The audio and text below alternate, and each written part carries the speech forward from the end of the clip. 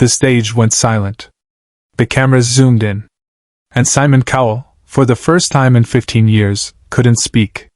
It was supposed to be just another audition. Another Tuesday night in Los Angeles. Another hopeful stepping onto the America's Got Talent stage with a dream too big for their own hands. The crew had seen it 1,000 times. Simon had judged it 10,000 more. But what happened next, no one in that theater, no one watching at home, could have ever prepared for. A small boy walked onto the stage. 10 years old, maybe 11. Dark sunglasses covered his eyes. A white cane tapped softly against the polished floor. The audience fell quiet, not out of pity, but out of respect. He wasn't walking alone. His mother guided him gently to center stage, her hand on his shoulder, her eyes already wet with tears she was trying to hold back. Simon leaned forward. Not with his usual skeptical glare. Not with that signature smirk. He leaned forward because something about this moment felt different. The boy stopped at the microphone. His mother stepped back into the shadows. And then he spoke. "My name is Daniel. I'm 10 years old. And I can't see you, but I hope you can hear me." The words hung in the air like a fragile promise. The audience didn't move. Howie's hand went still on the table. Heidi leaned in. Sophia covered her mouth. And Simon just stared. But what Daniel said next would stop the entire show. And no one, not even Simon Cowell, saw it coming. Before we go any further, subscribe right now. Because what happens in the next few minutes is the most powerful moment in America's Got Talent history, and you don't want to miss a single second. Let's rewind. 2 hours earlier. Backstage. Daniel sat in a small dressing room with his mother, holding a crumpled piece of paper. It wasn't a song lyric. It wasn't a script. It was a letter. Written in Braille. A letter his mother had read to him 100 times but that he'd memorized by heart. It was a letter his father had written him before he died. Daniel's father had been a musician. A guitarist who played in small clubs and taught lessons to kids in their neighborhood. He wasn't famous. He didn't have millions. But he had something Simon Cowell would have traded his entire career for. He had love that didn't need an audience. When Daniel was 6, his father was diagnosed with a rare illness. The kind that doesn't wait. The kind that steals your time before you even realize it's running out. And in those final months, as Daniel's world grew darker, literally and figuratively, his father made him a promise. If you ever get scared, if you ever feel like you're standing in the dark alone, just remember this: your voice is your light. And no one can ever turn it off. 3 years later, Daniel stood on the biggest stage in America. Blind. Fatherless. Holding on to a memory that was all he had left. The producers had told him to keep it simple. Just introduce yourself, sing your song, and wait for the judges. That was the plan. That was always the plan. But Daniel had a different plan. And it started with a question. He adjusted the microphone. The sound engineer gave a thumbs up no one told Daniel about. Simon folded his arms, waiting. The audience held its breath. And then Daniel turned his head, not toward the judges, but toward where he thought Simon's voice had come from earlier. "Mr. Cowell," he said, his voice small but steady. "Can I ask you something before I sing?" The room froze. Producers backstage exchanged nervous glances. This wasn't in the script. This wasn't rehearsed. You don't ask Simon Cowell questions. You perform. You wait. You hope. But Simon didn't stop him. He didn't wave it off with a joke. He didn't look annoyed. He just nodded. And then, realizing the boy couldn't see him, he spoke. "Yes, Daniel. Go ahead." What happened next didn't just shock Simon. It broke him. Daniel took a small breath. His hands were shaking. His mother, standing in the wings, covered her face with both hands. And then he asked the question that would change everything. "Mr. Cowell, do you think my dad can hear me from where he is?" Silence. Complete, suffocating silence. The kind of silence that doesn't happen in a room with 3,000 people. The kind of silence that only happens when a moment becomes sacred. Simon's face that had launched 1,000 memes, that had crushed dreams and built empires, that face that never cracked, not for sob stories, not for manipulations, not for anything, that face froze. His mouth opened slightly. No words came out.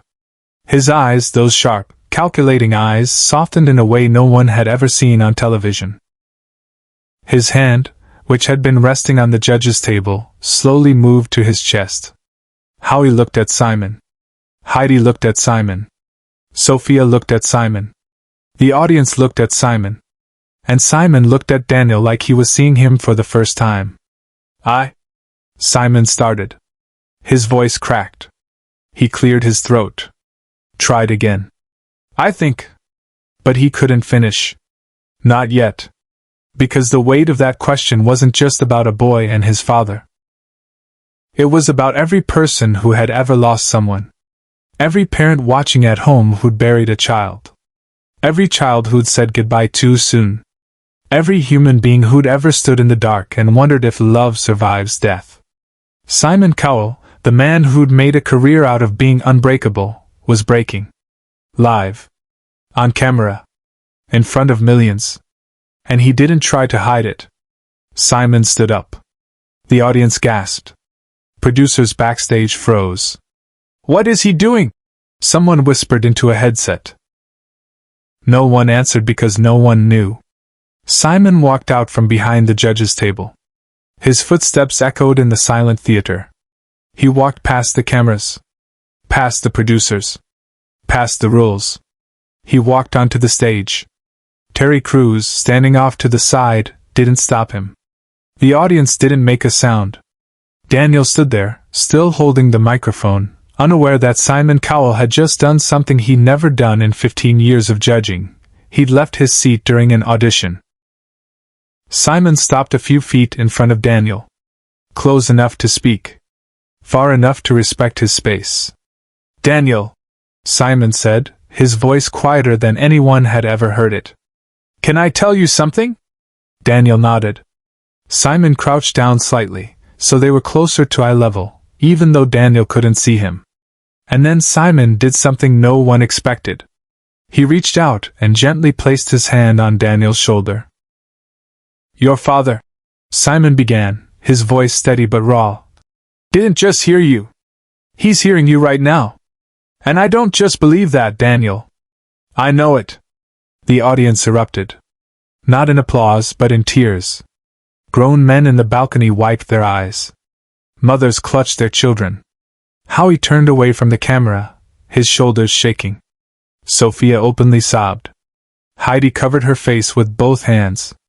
But Simon wasn't done. And I'll tell you something else. Simon continued, his hand still on Daniel's shoulder. Your dad didn't send you here just to sing. He sent you here to remind all of us, including me, what courage really looks like. Daniel's face crumpled. His small body shook. And Simon pulled him in, not for the cameras, not for the show, but because it was the only human thing to do. The boy who couldn't see the world cried into the shoulder of the man who'd seen too much of it. If this moment has touched your heart, share this video right now. Subscribe and leave a comment because what Daniel does next will leave you speechless. Simon released Daniel and took a step back. He wiped his own eyes quickly, almost embarrassed. But he didn't leave the stage. He stayed.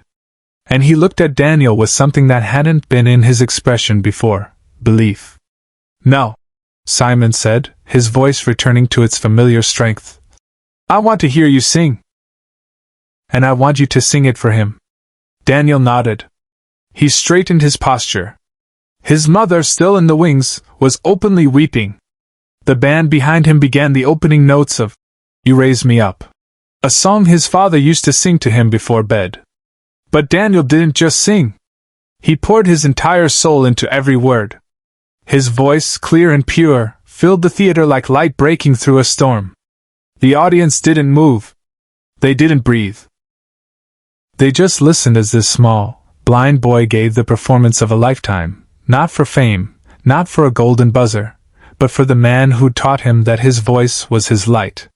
And when he finished, when the last note faded into silence, the audience exploded. A standing ovation that lasted over a minute. Howie slammed his hands on the table, tears streaming down his face. Heidi and Sophia were on their feet, clapping and crying simultaneously. But Simon didn't clap. He stood there, still on the stage, still close to Daniel, and he smiled. Not his usual polite smile. Not his judge smile. A real, genuine, heartbroken smile. And then he did something that happens maybe once a decade. Simon walked back to the judges' table. He looked at the other judges. He looked at the audience. And then he looked directly into the camera. "I've been doing this for a very long time," Simon said. "And I've seen a lot of talent. I've seen people who can sing, who can dance, who can make you laugh. But very rarely, maybe once in a lifetime, you meet someone who can make you feel." He paused. "Daniel, you didn't just make us feel. You reminded us why we're all here." And with that, Simon placed his hand over the golden buzzer. The theater erupted. Golden confetti rained from the ceiling. Daniel's mother ran onto the stage sobbing, and wrapped her arms around her son. Terry Crews lifted Daniel onto his shoulders. The judges were all on their feet, applauding, crying, celebrating. But Simon stayed where he was, standing behind the judges' table, watching it all unfold, his hands still resting on the golden buzzer. Because for Simon Cowell, this wasn't just another audition. This was the moment he remembered why he'd started judging in the first place. Not to crush dreams. Not to make television.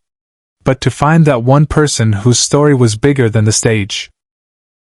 And Daniel's story wasn't just bigger than the stage. It was bigger than all of them. Share this video with someone who needs to hear it. Subscribe so you never miss stories like this. Because moments like these don't just happen on television. They happen when humanity shows up, even in the most unexpected places. 3 weeks later, Daniel performed in the live shows. He made it to the finals. He didn't win the competition, but that didn't matter. Because what he won was something far greater. After the season ended, Simon kept in touch with Daniel and his mother. He arranged for Daniel to receive music lessons from some of the best vocal coaches in the world. He connected him with foundations that support visually impaired children pursuing the arts. And every year, on the anniversary of Daniel's audition, Simon sends him a message. It's always the same message. Your light is still shining. Daniel's father had been right. His voice was his light. And that night on the America's Got Talent stage, in front of millions of people, in front of Simon Cowell, Daniel proved that some lights can never be turned off. Not by darkness. Not by loss. Not by anything. Because the strongest light doesn't come from what you can see. It comes from what you believe. And Daniel believed his father was listening. And so, for one unforgettable night, so did everyone else. Simon Cowell walked off that stage a different man. Not softer. Not weaker. But more human. More connected to the reason he'd spent decades searching for talent in the first place. Because talent isn't just about hitting the right notes. It's about hitting the right hearts. And Daniel, a 10-year-old blind boy with a crumpled letter and a question no one expected, had hit every single one. The video of Daniel's audition went viral within hours. It wasn't just shared, it was experienced. Millions watched it, rewatched it, sent it to friends with messages like, "You have to see this," and "I can't stop crying."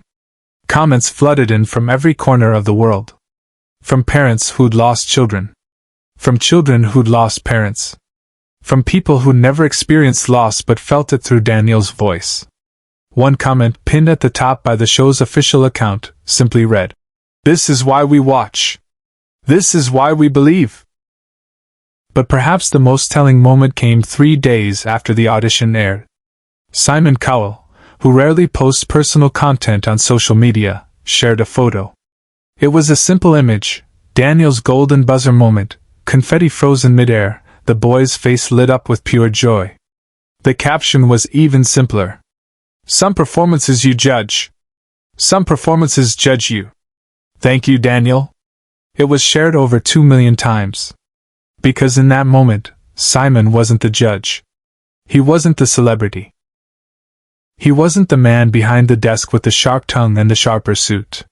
He was just a human being who'd been reminded that vulnerability isn't weakness. That breaking down doesn't mean falling apart. That sometimes, the bravest thing you can do is let yourself feel. Years from now, when people talk about America's Got Talent, they won't just remember the winners. They'll remember the moments that changed them. The auditions that made them pick up the phone and call someone they loved. The performances that made them realize life is too short to leave words unsaid. And they'll remember Daniel, the blind boy who asked one question. The question that made Simon Cowell, the most unshakable man on television, stop speaking. Stop judging. Stop performing. And just be human. Because that's what great art does. It doesn't just entertain. It transforms. It holds up a mirror and forces you to see yourself, not as you pretend to be, but as you really are. Raw. Vulnerable. Human. Simon saw himself that night. And he didn't look away. He walked onto that stage, broke every rule, and proved that sometimes, the most powerful thing a judge can do is stop judging and start feeling. That's the legacy of that night. Not a golden buzzer. Not a viral video. But a reminder that we're all just people, standing in the dark, hoping someone hears us. And sometimes, if we're very lucky, someone does.